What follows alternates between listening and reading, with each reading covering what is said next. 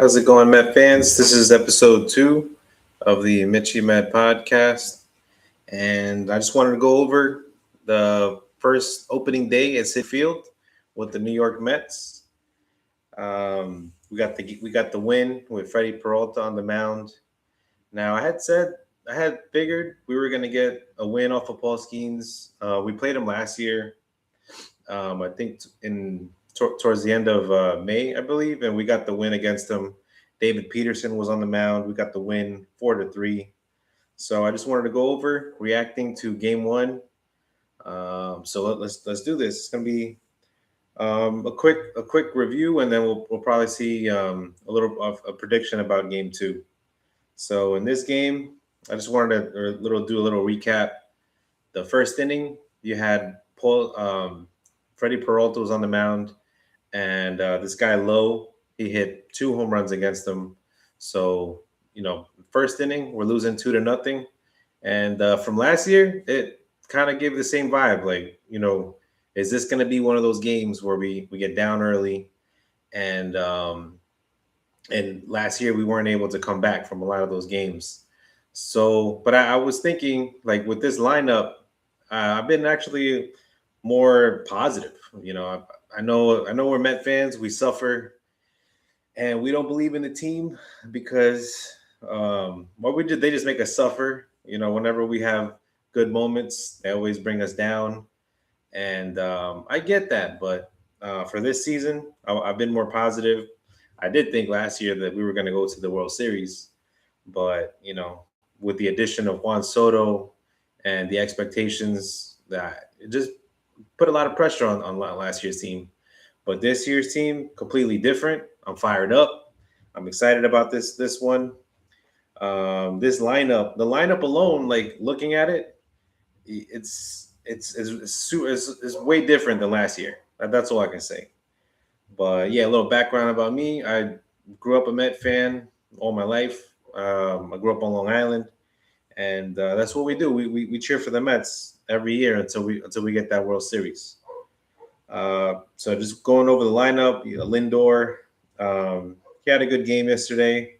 You got Lindor, Soto, Bichette, Polanco, Luis Robert Jr., Brett Beatty's after this, Marcus Simeon, Carson Bench, and Frankie Alvarez, the catcher. I got to get used to this lineup because it completely flipped from last year. The two spots that didn't change were Lindor and Soto. So getting into the game against Paul Skeens, first inning, Paul Skeens. I mean, you got to give it up to Lindor. Lindor had a great at bat. Lindor hit against Skeens last year, so I figured he'd get a hit, but he wasn't able to. But what he did give is great at bats. Lindor, I think, felt pressure last year as well. Mets went to the NLCS in 2024, and he hit a lot. He hit 31 home runs, but there was when he struggled. He just struggled for way too long.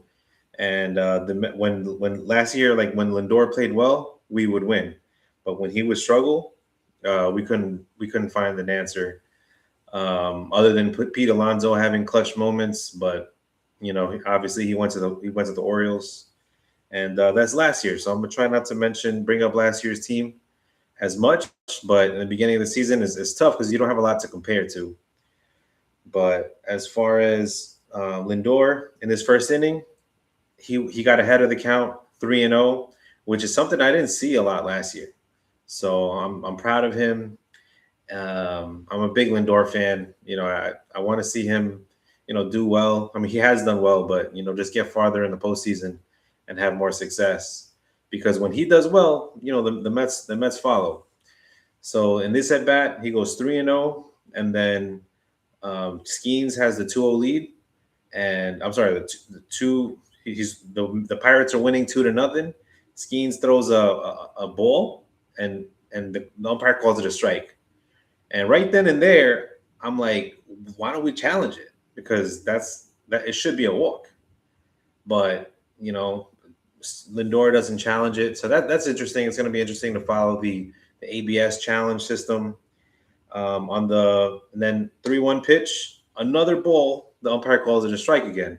So I'm thinking, like, are the umpires trying to help Skeens right now? Because it looks like, I don't know. I have that feeling. Like a lot of times last year, Juan Soto, he'd be up at bat, and when he doesn't swing at ball four, and some umpires were just egregious calls against them. You saw some bad calls in the World Baseball Classic against Juan Soto. Now we can challenge it, but Lindor didn't challenge it on these two pitches. Now the count is full, and then he gets his walk. So I mean, the patience, the poise you have to have against Paul Skeens to walk in that situation, that set up the whole inning, right? Juan Soto, he comes up to bat, he fights off a single off his hands. He's strong enough to bring it to center field, and Lindor with his aggressive base running goes first to third, nobody out, and then Bo Bichette gets his first RBI here. And this is what we didn't see last year a lot. We would have runners on third base, second and third, and we couldn't drive that runner home. So Bobish, like Vientos, for example, Nimmo, McNeil, they catch a bad rap because we just watched a lot of bad moments with them. But there were just so many times, grounding into double plays or just not moving the runners along. You get somebody starts with a triple with nobody out, you should be able to get that runner home. Suicide squeeze. I don't know what you're gonna do. That I would have taken anything last year, but this year we got Bo Bichette. He hits a pop up to right field, and we get that run home. Mets are winning 1-0. Polanco hits a little check swing, like dribbler, to the third base side. Now, what's interesting about that? The Pirates were playing back, so they're conceding a run pretty much. But with the third baseman playing back, instead of just trying to play forward and try to get the out at home, Paul Skeens has to go and try to get this ground ball. He's not able to throw it to first in time. He ends up holding on to the ball, and so we got runners on first and second. Luis Robert Jr. He takes a walk, like 10 pitch at bat, I believe. So I was really impressed with Luis Robert Jr.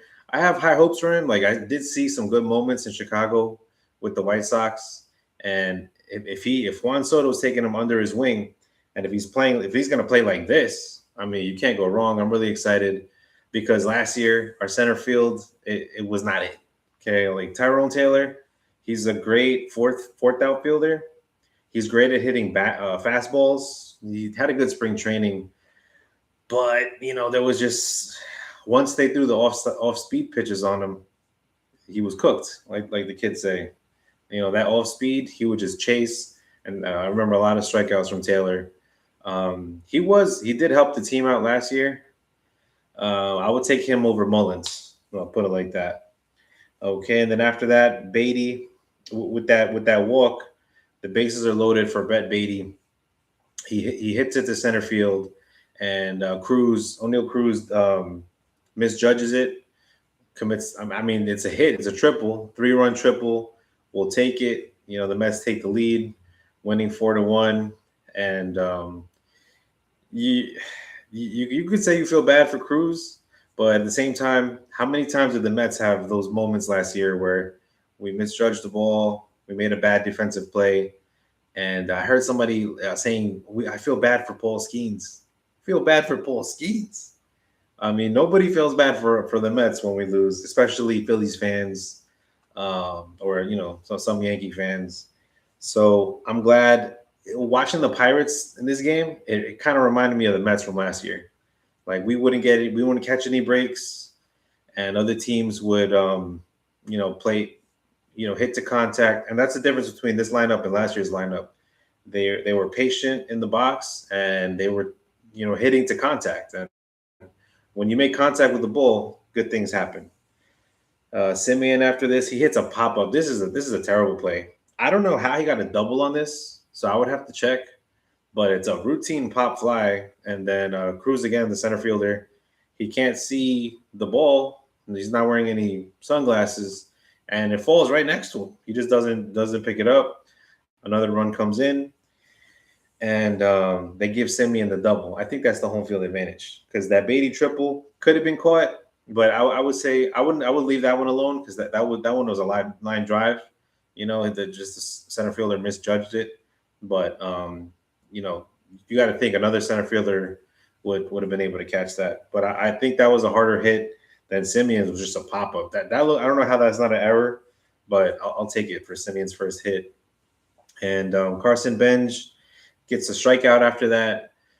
3 pitches, straight heat. Paul Skeens, I think he was just like, I'm just letting it go, and strikes the kid out. I think he was just nervous, anxiety. I was hoping he'd get a hit in that spot, but more to come later. And then Alvarez, he gets hit by a pitch. Lindor comes up, they bat around, they take out Paul Skeens, and at this point, I mean, we, I mean, I wasn't trying to get too excited, but you had a feeling that once you got Paul Skeens out of the game, that's the situation you want to be in. Um, and yeah, from my reaction for this Mets team, we just got they're hard to strike out. So even the bullpen, they got into deep counts, and we got into their bullpen, got in to see a few of their different pitchers. So it's going to be interesting to see how they manage on Saturday. But I don't know. All in all, I'm impressed. I think this is going to be a good lineup.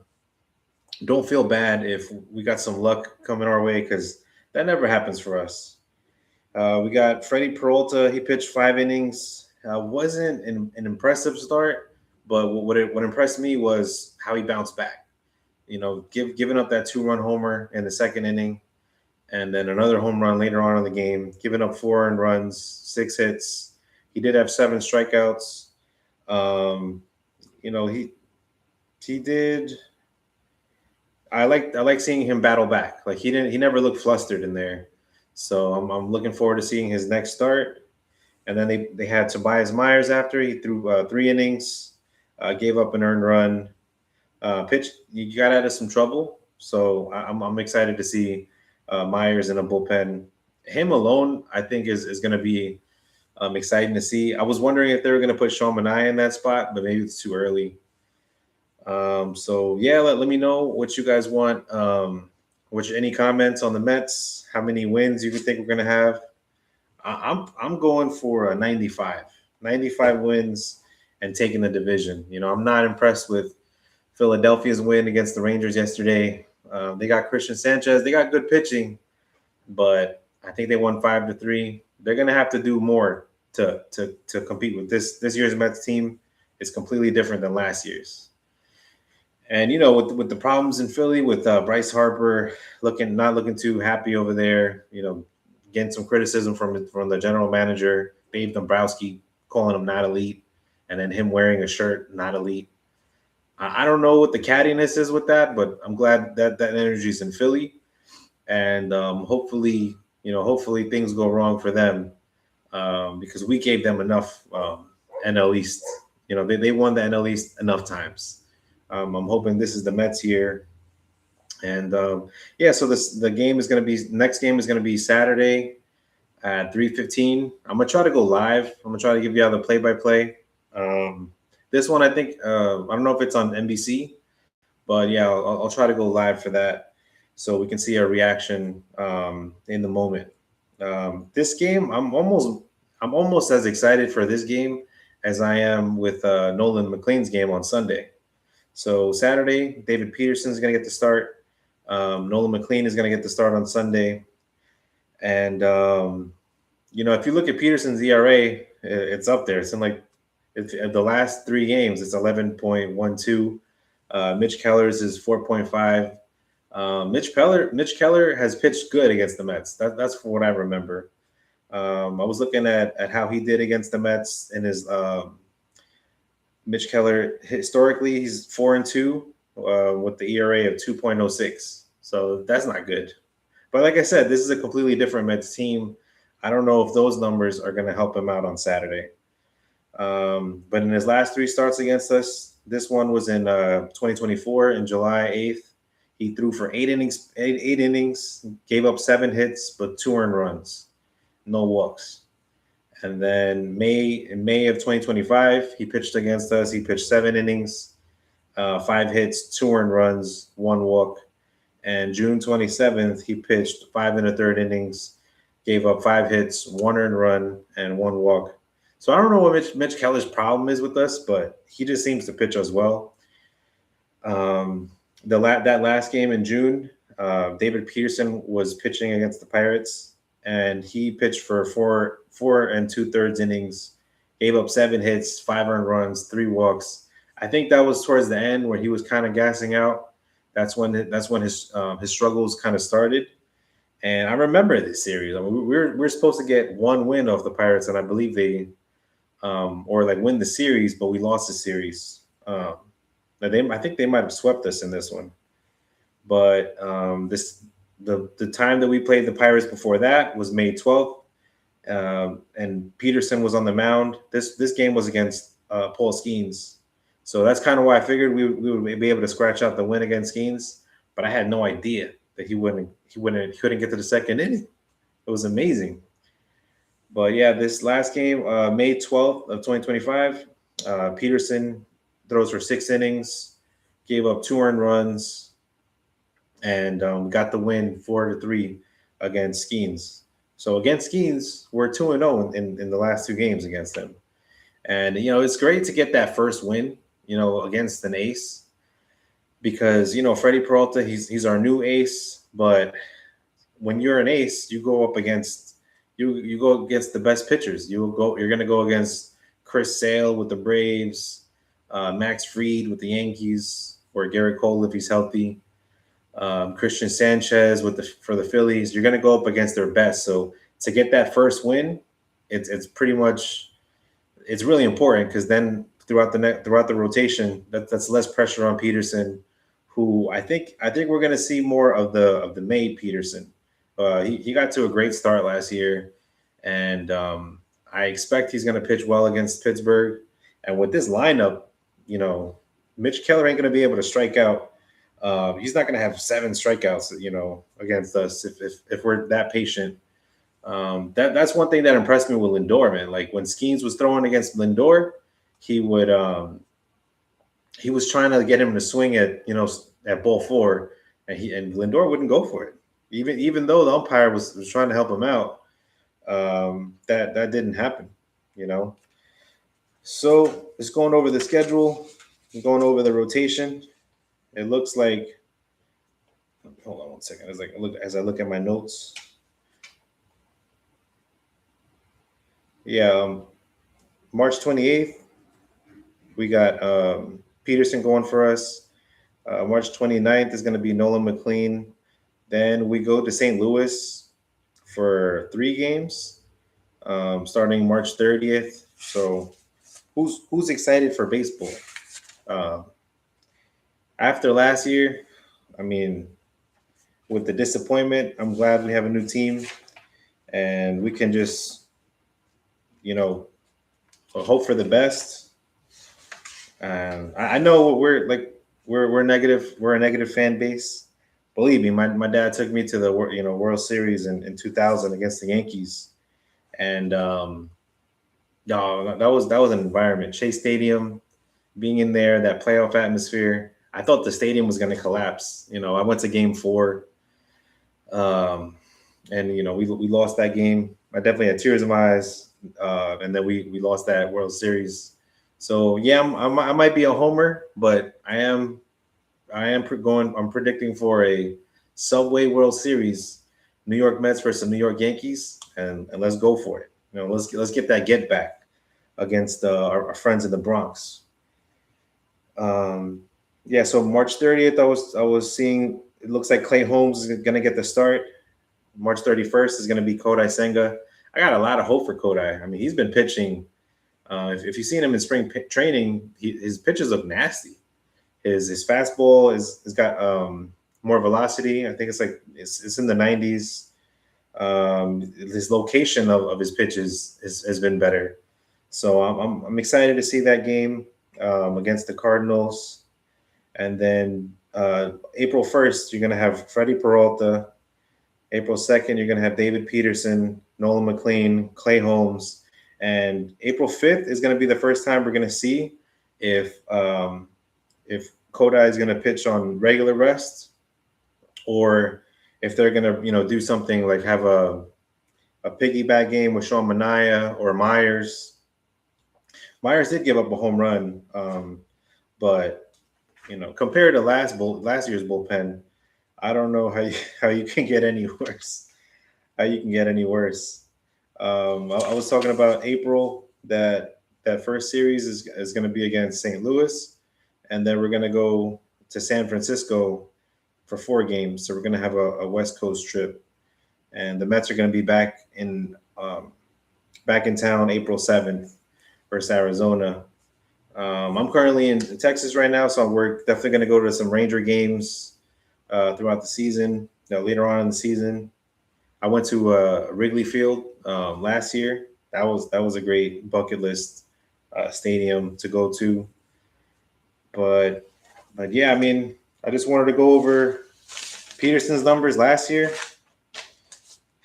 It's tough to take these numbers too serious, because in 2024 his ERA was 2.9, and last year it was 4.22. I just don't think. I think it's going to be more towards that 2.9. He just gassed out. He just gassed out last year. So I have faith that Peterson can pitch like an ace. He was our ace at one point when Kodak got hurt. He pitched against Skeens and we got the win. Peralta's an ace. Nolan McLean, he can be an ace. Clay Holmes, he pitched well. I mean, making that adjustment from the bullpen, with the Yankees, from the Yankees, I wasn't too faithful. I didn't have faith in Clay Holmes, and especially because he would throw. I remember with the Yankees, he would, in the bullpen, he would give up a lot of walks. So last year, making that switch as a starter, I was impressed. He was one of our better pitchers that we could rely on. We didn't have many of those, and that's why we missed the playoffs. But yeah, this is my reaction for opening day, game 1. We scored 11 runs. So just the runs that we couldn't score last year. I mean, they came in, they came in bunches. Juan Soto with the bases loaded gets his single. We didn't get a lot of that last year. Last year we got a lot of solo home runs, which I would take those too. But it's nice to see him get that hit with runners in scoring position at home. Feel the love of the Met fans, because we were waiting to do that last year. But I think it was just a lot of bad luck. Whenever he would hit towards somewhere, the defender would make an amazing golden glove play and rob him of base hits, or he'd hit liners, but just right at people. And this is the difference between last year and this year. This year, when he hit it to the shortstop, he found the hole between short and third, and drove in, had an RBI. What else? The last thing that I'll say, obviously Carson Bench coming in with that home run in the 6th inning. Frankie Alvarez going back to back with them. Frankie just demolished that ball. So that worries me a little bit that we don't want Alvarez to have a lot of strikeouts. Looking for that 450 feet homer, like monster. But he was actually patient. He had a walk as well. Yeah, I mean, what bad can you say about game 1? Other than we got lucky on certain defensive plays that the Pirates did not make. They didn't help out Skeens. But like I said, last year, nobody felt bad for us when we were losing. So I'm going to end the stream here.